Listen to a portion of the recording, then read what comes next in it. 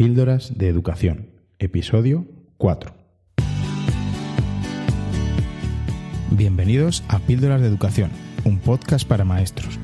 Aquí compartiremos encapsuladas en formato audio las claves sobre la innovación, cambio educativo y la actualidad en la educación.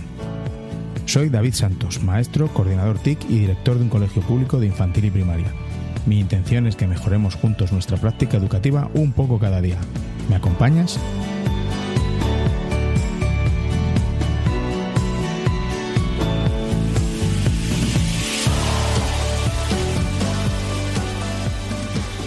Hola y gracias por estar ahí detrás, en vuestros auriculares, en el coche, donde quiera que estéis, escuchando un nuevo episodio de Píldoras de Educación. Muchas gracias por vuestra paciencia y comprensión porque, como dije en el episodio anterior, mi compromiso inicial era lanzar un episodio quincenalmente, pero el último mes ha sido de auténtica locura en el colegio y en mi vida en general. Y al final el poco tiempo que me ha quedado libre, pues le he tenido que dedicar a cosas urgentes que han ido surgiendo y, por supuesto, a mi familia. Por eso también he decidido no esperar a poder cuadrar agendas con los colaboradores que tengo en mente y cuando crea que tenga algo interesante que contaros, lo haré. Al fin y al cabo, quizás mis experiencias le puedan servir a alguien de los que estáis escuchando, ¿por qué no? Además, esto del podcasting pues es una afición. Me gusta hacerlo, lo hago en mi tiempo libre, lo hago porque me encanta compartir. Y ¿por qué no? También porque el feedback es bueno y bueno, es una forma de animarme a seguir con ello. Antes de comenzar con el tema que nos ocupa, quisiera hacer 3 pinceladas de lo que ha sido el mes de octubre y principios de noviembre para mí en el colegio, profesionalmente. La verdad es que, pues bueno, es un poquito de terapia. Primero fue la locura de la elaboración de la PGA. ¿Por qué digo locura? Pues miren, simplemente normalmente nos piden desde inspección que entreguemos la PGA el 16 de octubre, más o menos mediados, finales de octubre. Esa es la fecha que siempre barajamos. Pues bien, nos convocan a una reunión para darnos pautas y orientaciones para su elaboración el día 9 de octubre. Desde luego, muy adecuado. Por supuesto, ya lo teníamos demasiado perfilada, adelantada, la teníamos casi terminada y ha sido entregada como estaba. Ya se modificará lo que haga falta para el próximo curso. En fin, las sinrazones de la administración, no sé, no tengo ni idea. Luego, por otra parte, quiero contaros que en la Comunidad de Madrid está intentando implementar el programa que se llama Raíces. Raíces va a tratar de un programa de gestión de centros, comunicación con familias, etcétera, etcétera, etcétera. Está basado en el Seneca que ya tiene funcionando en Andalucía hace tiempo. Está muy bien, es necesario porque SICE, que es el actual programa de gestión, ya queda bastante obsoleto, pero aquí hay un problema, o varios, según lo miremos, y es que está verde. Verde no, muy verde. Hace como menos de un mes, a mi secretario y a mí, bueno, y a 2 personas del equipo directivo de todos los centros de la Comunidad de Madrid, nos obligaron a ir a una formación en la que teníamos que asistir. Eran 8 horas, 4 horas, 2 días después de nuestra jornada laboral. Y está muy bien, pero nuestra sorpresa fue cuando al llegar allí todo era sobre una presentación de PowerPoint, casi no podíamos ver pantalla. Cuando al final de la presentación del primer día nos ponemos en un ordenador con una pantalla y unas credenciales ficticias, resulta que no podíamos ver nada, ni cacharrear nada, ni tocar nada, porque todo era provisional. Nos decían, esto no va a ser así, esto cambiará, porque todavía... ¿Por qué nos hacen perder el tiempo de esta manera? ¿Por qué no le dan un añito más, sin prisas, lo maduran y luego nos forman? Yo creo que es necesario, como he dicho, este paso para que tengamos todos raíces, pero bueno, un poquito de comprensión y de respeto por el tiempo y el trabajo de los demás. Luego el problema también está en los plazos que dan. nos dicen que se migran los datos tal día y que tenemos 15 días para validar y para comprobar que todos los datos son correctos. Pero intentamos entrar, las credenciales fallan, hay miles de errores, nos ponemos a ver, por ejemplo, en mi centro hay profesores migrados, entre comillas, migrados que hace 12 años que se han jubilado y están ahí de datos y tenemos que reportarlo, tenemos que hacer la incidencia. Más pérdida de tiempo, no lo sé. Es una reflexión personal y bueno, como si no tuviéramos otras cosas que hacer en el colegio en el día a día, pues esto es una cosa más. Yo comprendo que hay que hacer un esfuerzo para poner esto en marcha, pero ¿por qué no hacen ellos el esfuerzo desde la administración de tenerlo preparado cuando ellos se quieren imponer esos plazos? En fin, pues nada más cosas que tengo en la mente. Y por último quería contaros esto, de verdad, esto es bueno. Prometo que esto no es despotricar contra nadie. Recibí una llamada de la Consejería de Educación ofreciéndonos participar en un proyecto de desarrollo de las habilidades no cognitivas en los alumnos. Temas como la autorregulación, el control inhibitorio, educación emocional, etc. Se lo han ofrecido tan solo a 15 colegios en la Comunidad de Madrid. Estoy bastante orgulloso que hayan pensado en nosotros. Lleva funcionando ya un par de años en la región de Murcia y el grupo de investigadores que lo lleva a cabo lo traen ahora a nuestra comunidad. En el momento de grabar este podcast nos queda tan solo un día de la formación que estamos haciendo y la entrada en el aula del proyecto va a ser inminente.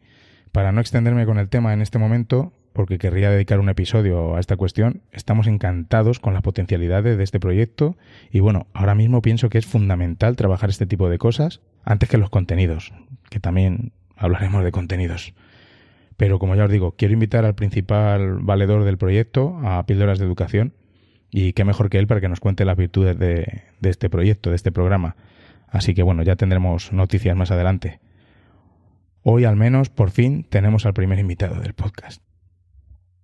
Así que, sin más dilación, vamos con el invitado de hoy y la charla que hemos tenido sobre evaluación. Se trata de Rafael Rosselló Vega, director del Colegio Público Bilingüe Las Veredas en Colmenarejo, aquí en Madrid. Lleva 25 años en la enseñanza pública, de los cuales ha estado 10 años como jefe de estudios y este es su tercer año en la dirección del centro.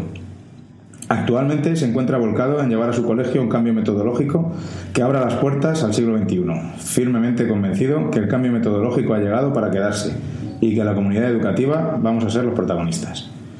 En su centro son pioneros en el uso del iPad como herramienta principal de trabajo y catalizador del cambio metodológico en la modalidad one-to-one, es decir, un niño, un iPad. Formador y ponente en varios seminarios y cursos. Pues nada, hola Rafa, bienvenido a Píldoras de Educación. Es un placer tenerte aquí como invitado. Hola David, el placer es mío. Tenía muchas ganas y aquí estoy. Sí, ya sabemos que hemos tenido un intento fallido, que eso no lo saben los oyentes, pero bueno, aquí estamos. Esta vez espero que salga bien la grabación. Eso es. Antes de empezar, ¿por qué no nos das una pinceladita de lo que estáis haciendo en vuestro cole? Que tengo que decir que he estado 2 o 3 veces viendo su colegio y el proyecto educativo y la verdad es que me encanta. Cuéntanos así en un par de pinceladas. A modo de pinceladita, decir que estamos inmersos en un proceso de cambio metodológico en el que las metodologías activas se hacen protagonistas. El trabajo competencial sobre los contenidos y incorporando la tecnología en el centro, pensando sobre todo que es lo que los niños nuestros, los niños del siglo XXI, se van a encontrar en un futuro próximo. Tenemos metodologías activas de infantil y en primaria y hemos apostado por el uso del iPad en quinto y sexto de primaria, en el que la herramienta del iPad es la herramienta principal de trabajo tanto en casa como en el colegio. No son las aplicaciones las protagonistas, no son los libros de texto los protagonistas, son los niños y las metodologías. Pues está fenomenal. Hacemos lo que podemos. Me encanta vuestro proyecto.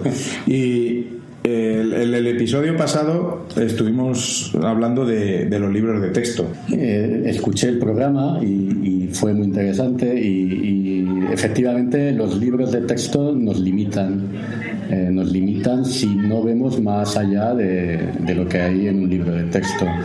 El libro de texto, además de limitarme, llega un momento en que me aburre, y si me aburre a mí no quiero pensar el efecto que lleva a los alumnos.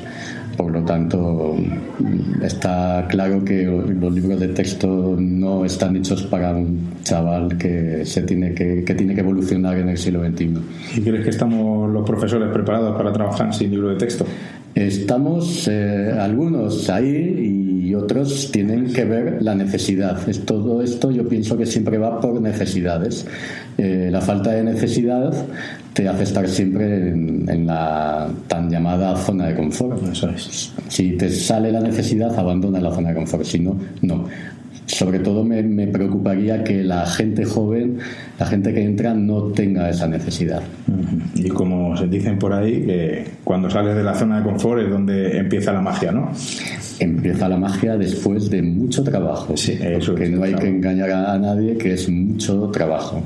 Pero el resultado merece la pena. Pero contentos, eso es. Eso es.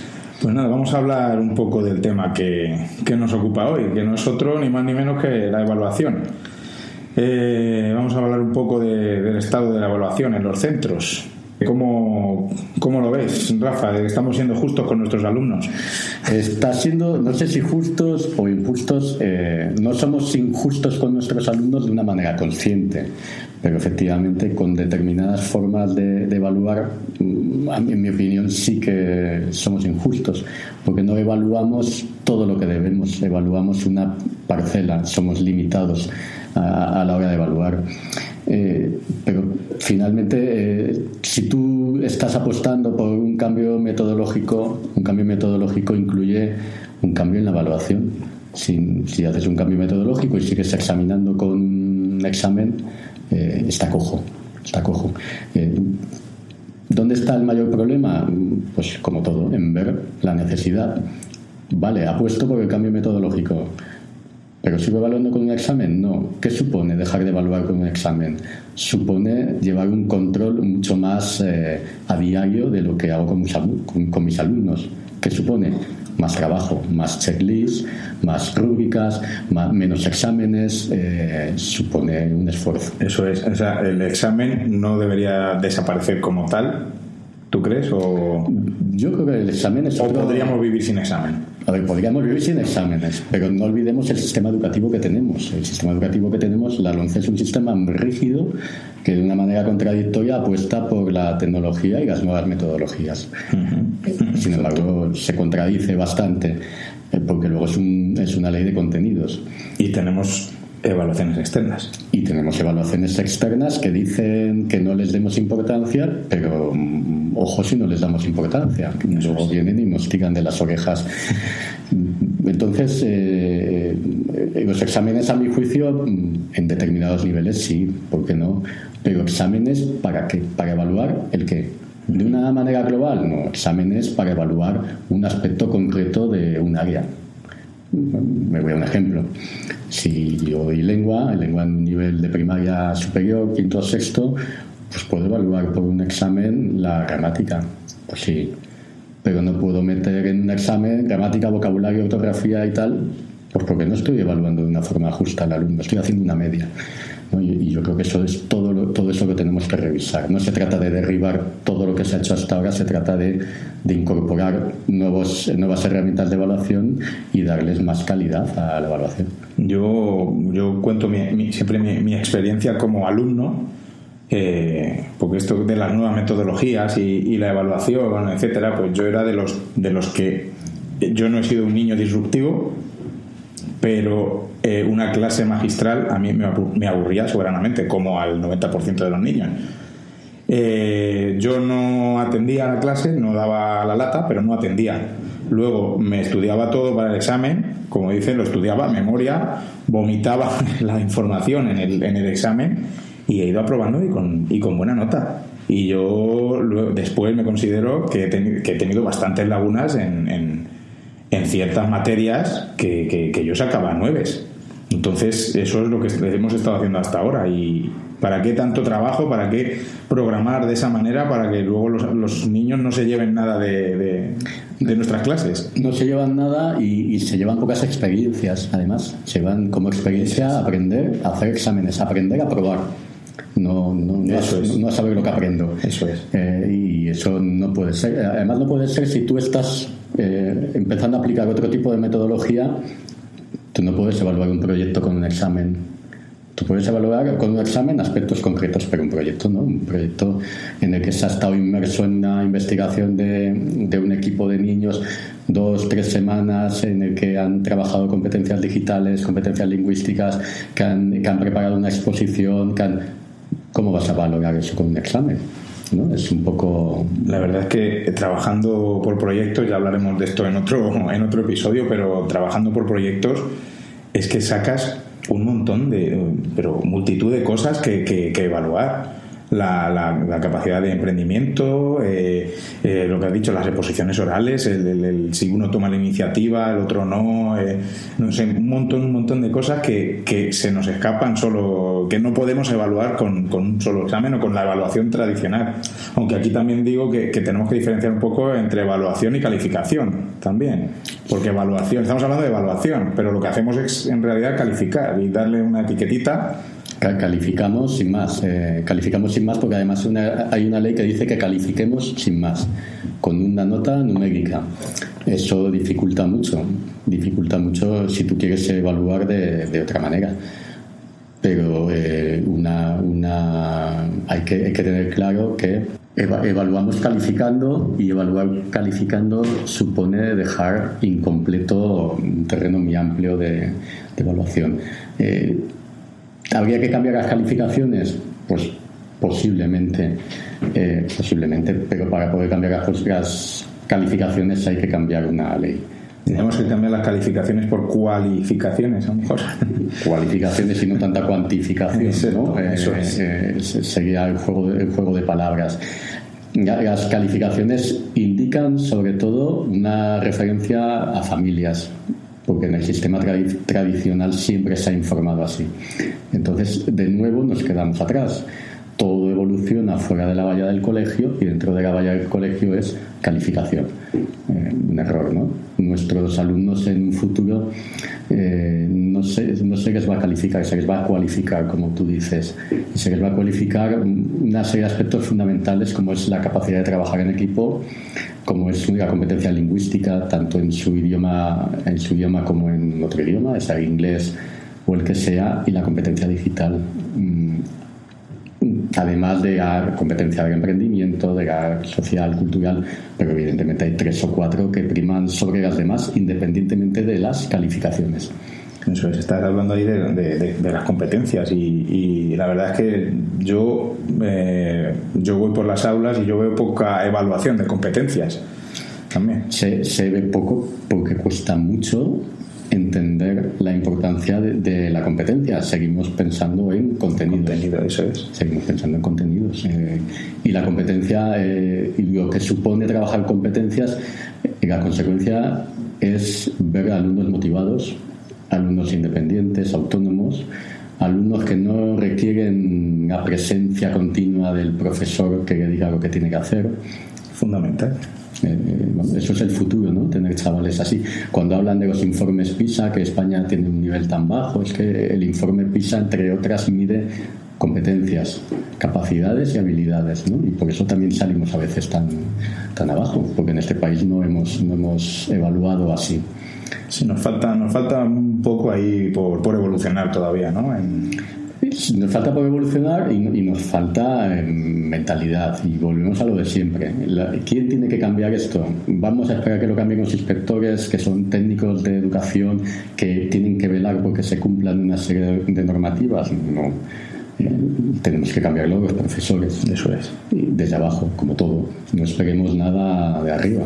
Exacto. Eso es así. Exacto. Y en todo esto, pues ¿qué papel toma la formación del profesor? Y ahí vamos no solamente a 2 tipos de formación: la formación básica y la formación permanente. A mí me preocupa mucho la formación básica, porque veo que todavía siguen viniendo a los colegios gente estupenda, maestros estupendos, pero muy trabajadores, muy voluntariosos, pero mal formados, que vienen sin metodologías y que vienen, por lo tanto, también sin evaluación. O sea, tenemos un problema de raíz, de base, como dices, de formación básica. La formación básica, yo estoy convencido. Y cuando lo más lógico es que la formación básica sea el principio de todo, ¿no? Y por otro lado está la formación permanente. Y aquí hay algo que a mí me parece muy importante. Es fundamental la formación permanente y la formación dentro de grupos de trabajo, de seminarios, de cursos y tal. Ahora bien, la administración, a mi juicio, tiene que invertir en que sea una formación de calidad. Los grupos de trabajo, a mi juicio, son endogámicos. Nos retroalimentamos, no tenemos gente de fuera que nos venga a dar ideas. Está muy bien compartir ideas, pero para compartir ideas dentro de un colegio podemos crear otros momentos. Yo creo que la formación externa de gente que hace otras cosas y tales o tiene una fundamentación teórica es muy importante. En este sentido también siempre yo pienso que compartimos poco entre nosotros, entre los profesores y entre centros. La verdad es que cada vez más, igual que con la metodología, con las nuevas metodologías, las llamadas nuevas metodologías, que tampoco son tan nuevas, pero en todo esto yo siempre pienso que compartimos poco.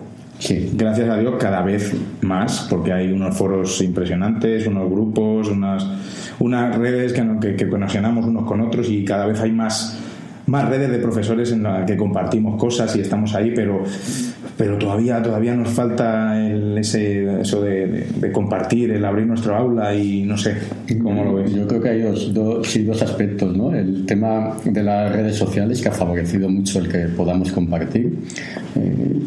Somos esponjas, ¿no?, de lo que vemos en las redes sociales, cogemos ideas, etcétera.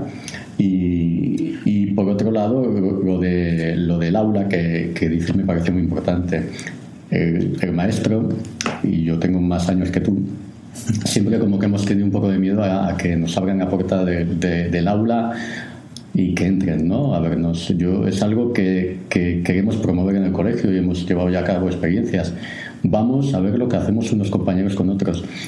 A veces sabemos más lo que tú haces en tu colegio, David, yo sé lo que tú haces en tu colegio, y sin embargo nosotros, mi claustro, a lo mejor no sabe lo que hace otro compañero, ¿no? Y qué importante es conocer lo que otro hace, porque ayuda a entender tu forma de trabajar, te ayuda a entender cuando en determinados momentos pedimos una ayuda para fomentar, creo que es muy importante. Sí, y aquí entra también un poco la evaluación.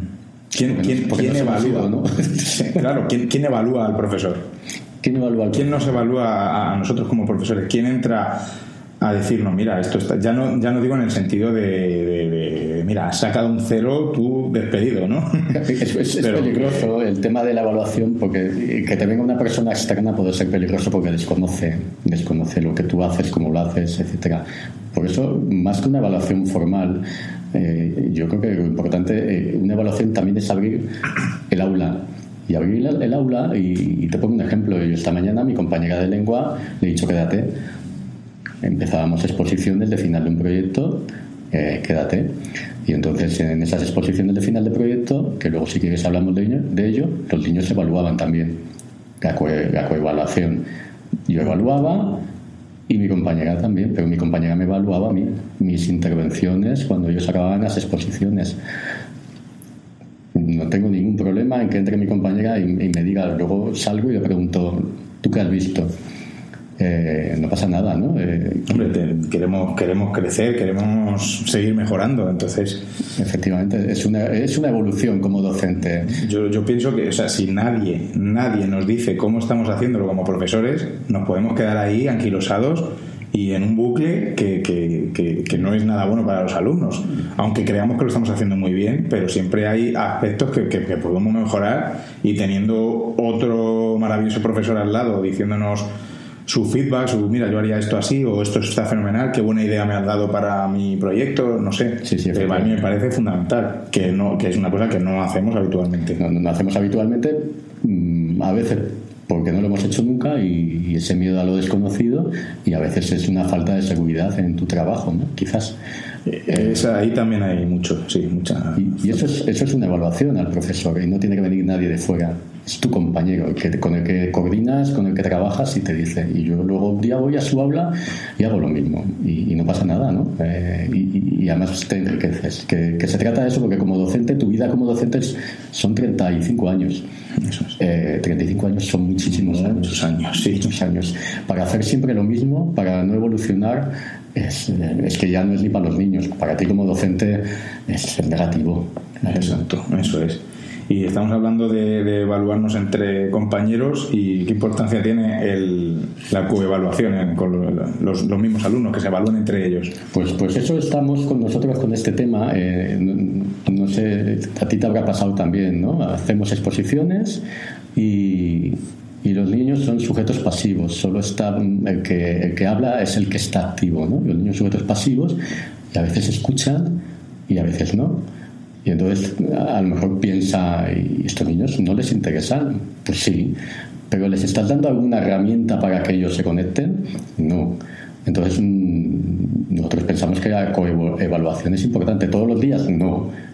Pero cuando acabas un proyecto, todos tenemos que evaluar un poquito.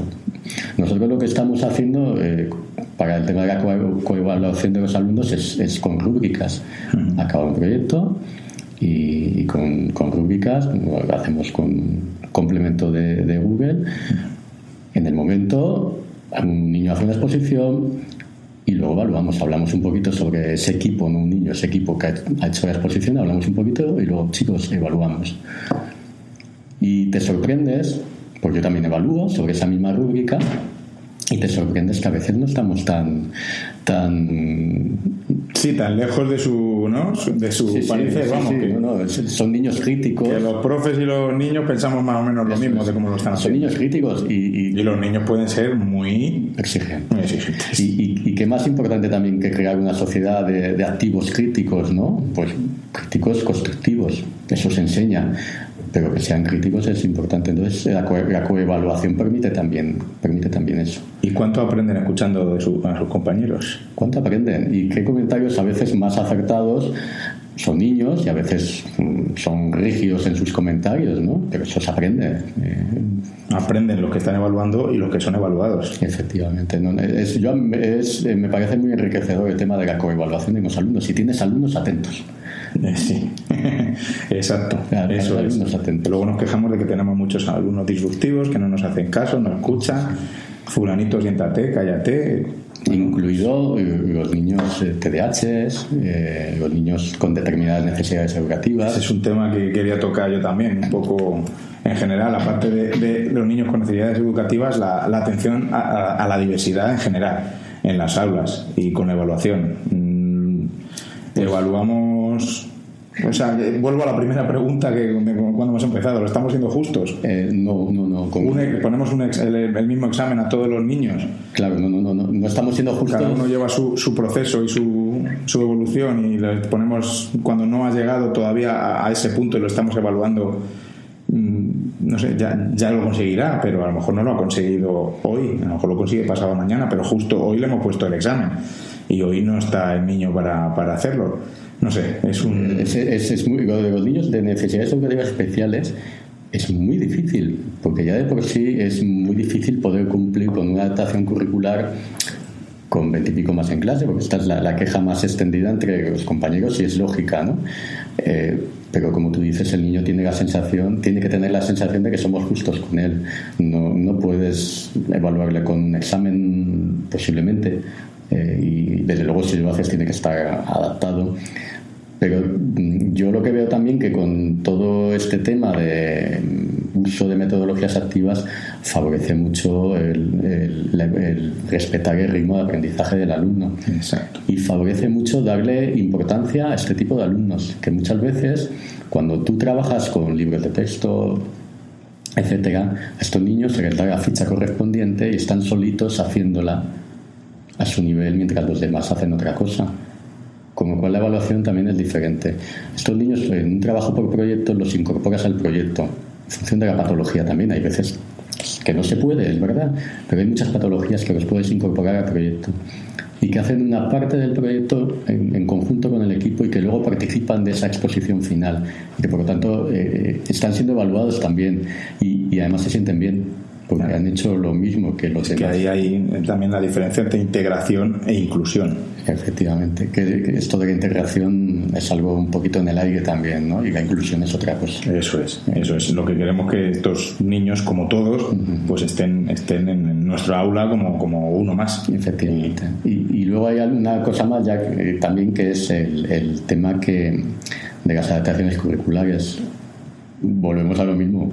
Si cambio metodologías, cambio evaluación, tengo que cambiar adaptaciones curriculares. Ya no puedo hacer adaptaciones curriculares por contenidos. Tenemos que adaptaciones curriculares por competencias. Hay muchas cosas que cambiar todavía. Muchas cosas que cambiar. Y no hay que volverse loco, pero hay que ir poco a poco. Eso es.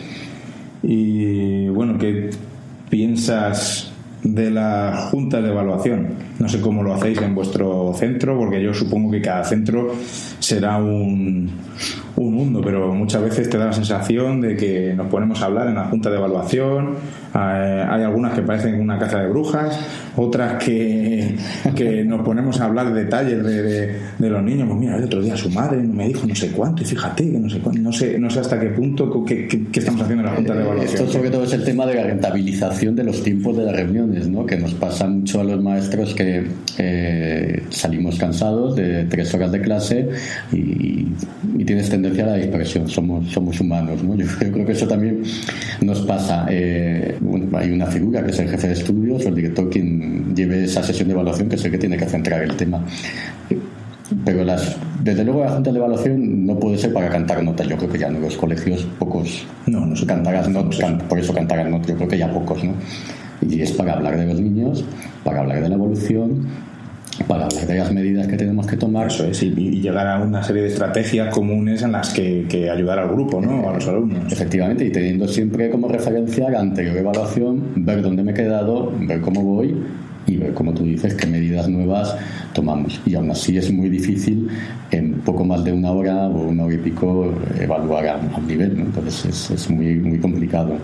Y esto nos lleva al final a que ahí se resiente un poquito el tema de las juntas de evaluación y volvemos a esa situación que los profes de antes decían a mí no me hace falta nada, que yo sé cómo van mis alumnos, ¿no? Entonces, bueno, pues si la junta de evaluación es otro tema que requiere darle una vuelta. Nosotros la conclusión que llegamos es esa, que siempre tener presente cómo acabamos y concretar mucho en la evaluación, decir, vamos a hablar de este niño, de esto, que es lo que se habló en la evaluación anterior, ver su evolución y ver las nuevas medidas y ya, porque si no nos dispersamos, como tú dices. Y una cosa se me está ocurriendo ahora mismo, vosotros, ¿qué hacéis? ¿Qué estrategia utilizáis para comunicar? Porque bueno, en los centros públicos, tú como yo estamos en un colegio público, y cada curso pueden venir profesores diferentes, profesorado interino, entonces hay alumnos que repiten, alumnos que suben con materias pendientes o que necesitan un apoyo de este tipo, de este otro. ¿Y qué es lo que vosotros, qué estrategia utilizáis para que esa información llegue perfectamente al nuevo profesor? ¿O se tiene que preocupar él de bajar al expediente? ¿O cómo lo hacéis vosotros? No, tomamos varias medidas y a veces nos equivocamos. A veces no llega la información bien. Sí, eso es. Vamos a ver, nosotros en junio, con la evaluación final, lo que hacemos es dejar constancia de cómo va cada niño con su fotocopia boletín de notas. Hemos abandonado esos informes, no sé si tú te acuerdas, que eran larguísimos de cada niño. Sí, eso lo hemos abandonado y solamente, aparte del boletín de notas, para quedarnos nosotros en el expediente, hacemos un informe que está como muy, muy fácil de rellenar, de que el profe que viene al año siguiente, ¿qué tiene que tener en cuenta? Es un niño que ya necesita refuerzo, que ha tenido un problema conductual, ¿qué tal? Eso por un lado, de manera que el profe la primera semana de septiembre, cuando llegan, les llenamos de reuniones, no sé vosotros. Sí, no, evidentemente la primera semana ya tienen reuniones con las PTs, ALs, por supuesto si la administración no las ha enviado, y ese es otro tema. Y luego tienen que mirar esos expedientes y ver esos alumnos que tienen algo, y luego montamos reuniones de tutores anteriores con los tutores actuales. Aún así es complicado porque ellos tienen que ir conociendo a los chavales, y eso es inevitable. Pero a mí me parece más rico eso que la evaluación inicial, porque claro, volvemos a evaluación. La evaluación inicial la evaluación que nosotros hacemos es una cuestión que nosotros también queremos cambiar. La evaluación inicial que nos obligan a hacer cuando a los niños tienen que venir con un nivel después del verano en esa evaluación inicial, cuando los adultos después del verano tampoco venimos al 100%. A mí que no me evalúen mi competencia nada más llega de verano, porque... Claro, y sin embargo a los chavales sí, ¿no? Tenemos que evaluar además los contenidos de cómo han acabado. Pues me parece excesivo, ¿no? Hay un periodo de conocimiento de los profesores, del tutor con sus alumnos, y ese periodo de conocimiento habría que respetarlo, y luego ya si quieres hacemos todas las evaluaciones que queramos, pero nada más empezar a evaluar a mis niños. En fin, pero sí, es una cosa que nos requiere la administración. Y bueno, de momento habrá que hacerlo de alguna manera u otra, y además dejar constancia, dejar evidencia de que se ha hecho ese... Y entrega a las familias de que se ha hecho. Es muy delicado el tema. No podemos ir asustando a las familias. Es que los niños del verano no vienen de vacaciones. Como ha dicho, ni los niños, ni los profesores, ni ninguno. Nadie, vamos. O sea que... Bueno, vamos con otro tema que viene al final del curso, con las decisiones de promoción o no de los alumnos, las temidas repeticiones. Pues nada, ¿qué piensas tú de esto, de este tema con las repeticiones? Es un tema un poco delicado, porque yo conozco algún colegio que está trabajando por proyectos, y cuando le preguntamos a la profesora que las repeticiones, los criterios de promoción, etcétera, no, aquí los niños no repiten. Entonces, no sé, es un tema delicado, porque hasta qué punto a un niño le viene bien el permanecer un año en el curso para adquirir bien las competencias, los contenidos, los conocimientos, llamamos lo que sea, la madurez, hasta qué punto le viene bien o no le viene bien. Yo creo que por eso es muy importante la evaluación y el ser justos con la evaluación, ¿no? No sé, ¿qué piensas? Yo creo que es de las decisiones más difíciles que toma un tutor, ¿no? Porque hemos de pensar que esta decisión la toma el equipo de docentes, no las familias, que todavía a veces hay con eso algunas dudas, ¿no? El equipo de docentes, eso está claro, además por normativa. Normativa es el que decide si un niño promociona o no promociona. Y es una decisión difícil porque estás hablando sobre un futuro que desconoces, y en muchas ocasiones nos equivocamos y hacemos no promocionar a un niño y ha valido de poco. La pregunta es, ¿tenía que haber promocionado o no tenía que haber promocionado? La ley dice que no tiene que promocionar si no tiene los contenidos adquiridos. Eso es. Y tenemos una ley de conocimientos. Y por otro lado hay otro tema, como tú decías, que es el tema de la madurez, que a mí ese sí me parece de los más importantes y de los más acertados, ¿no? Cuando un niño no promociona por un tema de madurez, ahí tenemos más probabilidades de éxito. Y por último el tema de las competencias, pero todavía no, los niños no estamos haciéndole no promocionar por un tema de competencias. Hombre, no parece. Pero tampoco la tenemos en cuenta, ¿no? Yo creo que a la hora de decidir estamos teniendo en cuenta lengua, matemáticas, contenidos. Y contenido puro y duro, claro. Y comprensión, pero tema competencia yo creo que no lo estamos teniendo en cuenta.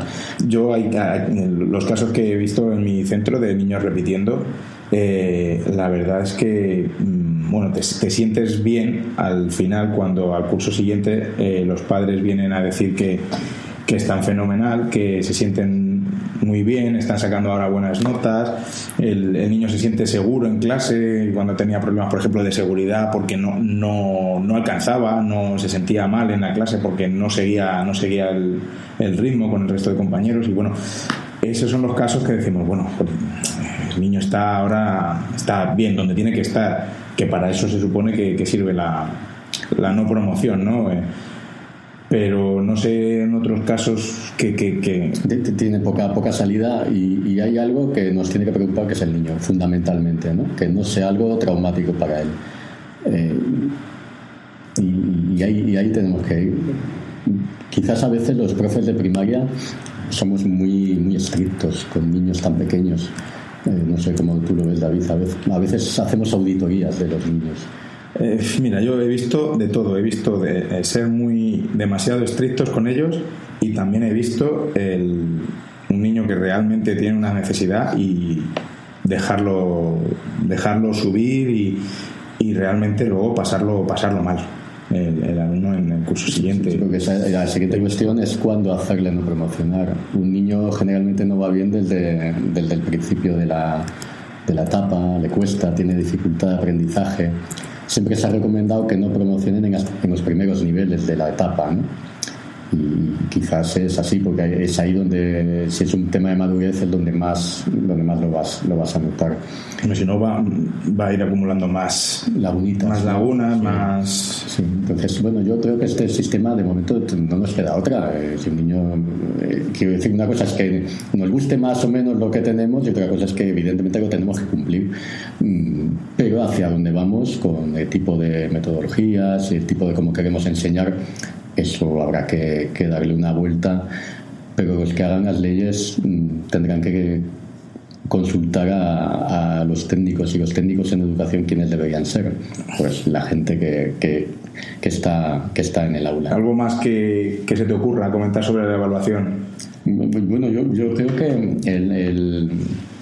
como en todo, a los maestros nos falta ser un poquito sistemáticos.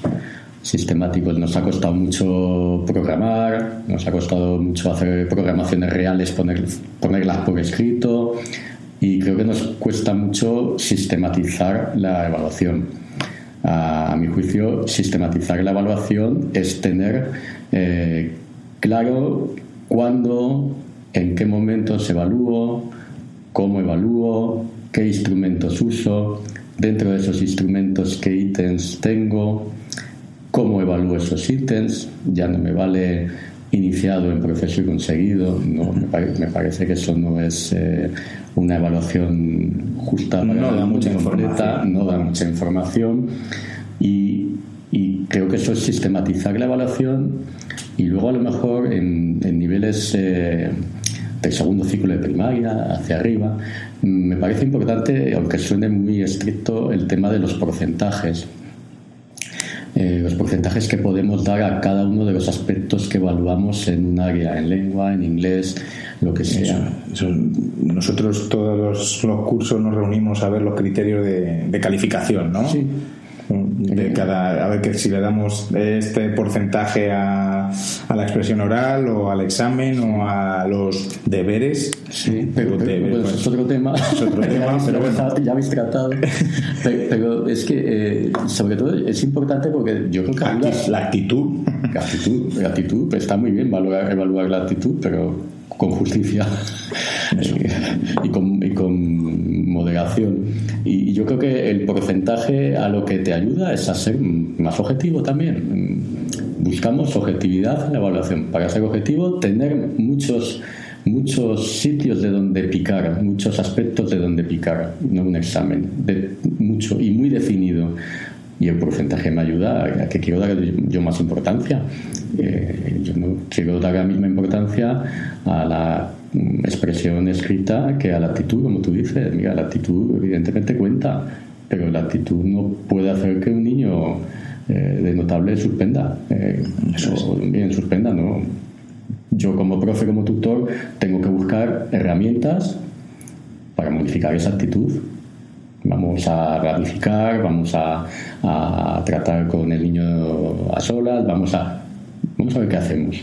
pero no puedo dar la misma importancia a eso que a la expresión escrita, ¿no? Entonces el porcentaje me ayuda, y luego es muy importante tener todo eso bien reflejado porque a las familias hay que informarlas bien, y como soy director, pues te digo que además, si tú lo tienes bien escrito y tienes una reclamación, una queja, tú lo tienes plenamente justificado todo. Eso sí. Bueno, y un poco así para terminar con el tema de la evaluación, yo creo también, bueno, es importante como hemos hablado de los exámenes, de ser justos, objetivos, etcétera.